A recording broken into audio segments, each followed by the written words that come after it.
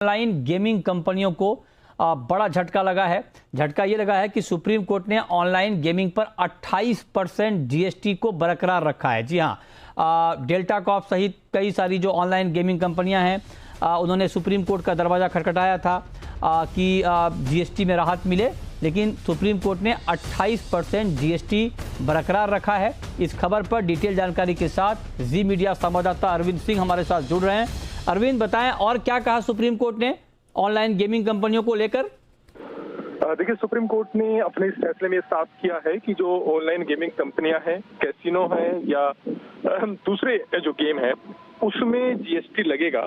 और कोर्ट ने ये कहा है कि जब पैसा लगाया जाता है इस तरह के गेम में और उसका वो पैसा किसी अनसर्टेन रिजल्ट के लिए लगाया जाता है, क्योंकि ये पता नहीं होता कि उसका परिणाम क्या होगा, तो फिर इस बात पर डिपेंड नहीं करता कि वो स्किल बेस्ड गेम है या फिर चांस बेस्ड गेम है, वो जीएसटी के लिहाज से बैटिंग ही माना जाएगा।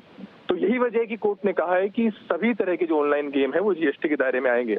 एक और महत्वपूर्ण बात यह कि कोर्ट ने यह साफ किया है कि जो जीएसटी होगा वो जो पैसा लगाया जाएगा उस पूरी अमाउंट पर लगेगा।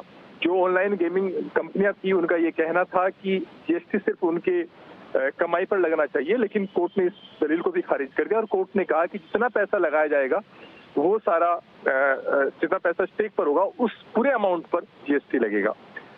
कोर्ट ने ये भी कहा है कि इससे पहले जिन कंपनियों को राहत मिली हुई थी, जिन्होंने जीएसटी के आदेश के खिलाफ कोर्ट का अलग अदालतों में अलग कोर्ट का रुख किया था और जिनको स्टे हासिल हो चुका था, अब वो स्टे वेकेट हो जाएगा। यानी जिन जिन कंपनियों को अस्थायी राहत मिली थी वो राहत आज के आदेश के बाद खत्म हो जाएगी और जीएसटी कंपनियों से जुड़े जितने विवाद हैं, जीएसटी से जुड़े हुए जितने कंपनियों के विवाद हैं, चाहे वो शोकॉज नोटिस हो या टैक्स को लेकर के लायबिलिटी हो, वो सारी आज के सुप्रीम कोर्ट के फैसले के अनुरूप तय होगी।